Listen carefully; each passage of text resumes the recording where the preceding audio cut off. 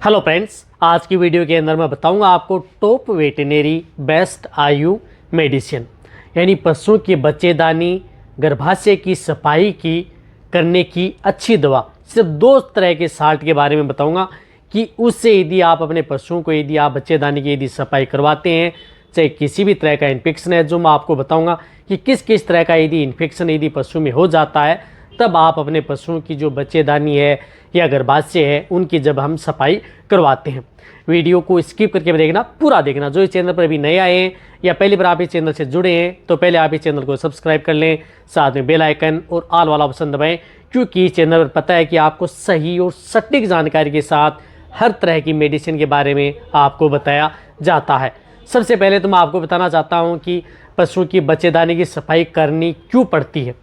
देखो, ज़्यादातर करनी क्यों पड़ती है शुरू से ही बता देता हूँ कि जब यदि आप अपने पशु की जिस प्रकार से यदि प्लेसेंटा यदि जेर नहीं डालता आपका पशु, यदि आप अपने पशु चिकित्सक से हाथ से यदि जेर निकलवाते हैं तो उसके बाद में सबसे ज़्यादा चांस होते हैं इन्फेक्शन होने के, वेजाइनल इन्फेक्शन होने के सबसे ज़्यादा चांस होते हैं। तो उसके बचाव के तौर पर आप साथ में भी आप उसकी बच्चेदानी में दवा छुड़वा सकते हैं उस इन्फेक्शन से बचने के लिए। रही बात, वह तो इन्फेक्शन शुरुआत का है, और धीरे धीरे जब समय आप यदि पशु जब हीट में आता है, हीट में आने के बाद में आप जब कई बार एआई करवाते हैं, जब इन्फेक्टेड एआई है या उनसे बार बार एआई करवाते हैं, बार बार यदि आप पशु रिपीट होता रहता है, तो उससे भी क्या होता है कि आपका पशु वह क्या हो जाता है कि इन्फेक्टेड हो जाता है। या इन्फेक्टेड बुल है जिसे नेचुरल क्रॉस करवा रहे हैं, और नेचुरल क्रॉस करवा रहे हैं, वही जो बुल है, चाहे काऊ बुल हो या बफेलो बुल हो, वह यदि इन्फेक्टेड है तो उससे आपकी जो गाय व भैंस हैं वह भी इन्फेक्टेड हो जाती हैं और बच्चेदानी में इन्फेक्शन हो जाता है। तो उससे क्या दिक्कत होती है कि पशु बार बार रिपीट होता रहता है। रिपीट होने का मतलब कि बार बार बोलता रहता है, आप बार बार यही करवाते हैं, नेचुरल करवाते हैं। तो उसके बचाव के तौर पर हम क्या करते हैं कि उनके पशुओं की बच्चेदानी की सफाई करते हैं। रही बात, जब पशु की बच्चेदानी में आपको लग रहा है कि डिस्चार्ज भी अच्छा दे रहा है, कोई दिक्कत नहीं है, फिर भी पशु रिपीट हो रहा है, तब भी मान लेना चाहिए कि पशु में इन्फेक्शन है। और जिस प्रकार से पायोमेट्रा है, मेट्राइटिस है, जो पस रूपी मवाद रूपी जो आपका पशु बार बार जो डिस्चार्ज डालता रहता है, जिस तरह का, जिससे आपके कई बार तो इस तरह का डिस्चार्ज डालता है जिसमें मवाद और गंध भी आती है, तब भी आपको देख लेना चाहिए कि पशु में इन्फेक्शन है, पशु की बच्चेदानी। यानी इन्फेक्शन जब पशु की बच्चेदानी में हो जाता है तो उसके बचाव को कंट्रोल करने के लिए, पशुओं को बार बार रिपीट ब्रीडिंग से बचाने के लिए, पशु बार बार रिपीट न हो, तो उस स्थिति में जो जितने जो पशुपालक हैं, अपने जो वेटरनरियन हैं, उनसे बच्चेदानी में दवा छुड़वाते हैं। और यदि आपका पशु कई बार क्या हो जाता है, एकदम साफ पारदर्शी डिस्चार्ज दे रहा है लेकिन पशु बार बार रिपीट हो रहा है, तो उसमें भी इन्फेक्शन हो सकता है। ऐसा नहीं कि उसमें इन्फेक्शन, लेकिन वो आपको दिखाई नहीं देता है। तो उस स्थिति में भी यदि आप कोई एंटीबायोटिक जो दवा छुड़वाते हैं उससे पशु में रिलीफ आ जाती है। तो वह कौन सी ऐसी दवाएं हैं उनके बारे में आज आपको मैं मेरी टेबल पर लेकर के चलता हूं, ताकि आप अच्छी तरह से जान सकें कौन से साल्ट की दवा आती है। जो आपको मेरी टेबल के ऊपर जो दवा दिख रही है, सबसे पहले तो मैं आपको जो दवा बता रहा हूँ वह दवा है जिस प्रकार से आपकी ये माइक्रोलेब्स की है, जिसके अंदर साल्ट आता है सिपालेक्सिन आयु।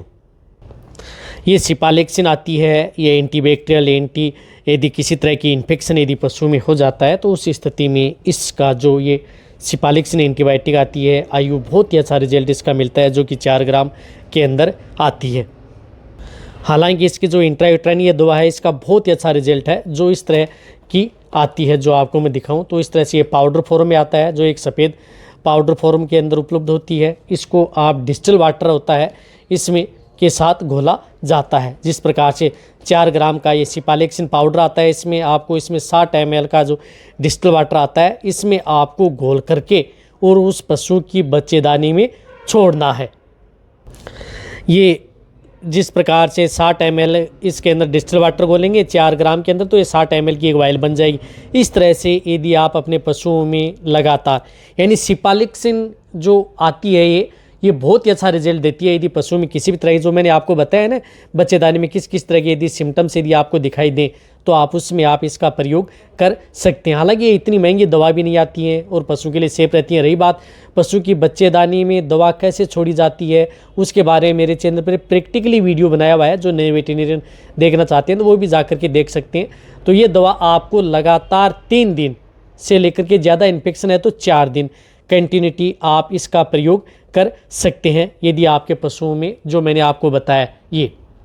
और जब भी यदि बच्चेदानी में दवा छुड़वाते हैं तो आपको मैंने पहले भी बताया कि जिस तरह से कंटिन्यूटी आपको छुड़वानी है, समय अप डाउन नहीं होना चाहिए। जैसे आज के समय में यदि आपने दिन के 10 बजे यदि आपने दवा छुड़वाई है तो कल आप हो सके तो 10 बजे से पहले पहले दवा छुड़वाएं। ऐसा नहीं है कि कल आप शाम को छुड़वा रहे हैं तो आपको इतना अच्छा रिजल्ट मिलने वाला नहीं है।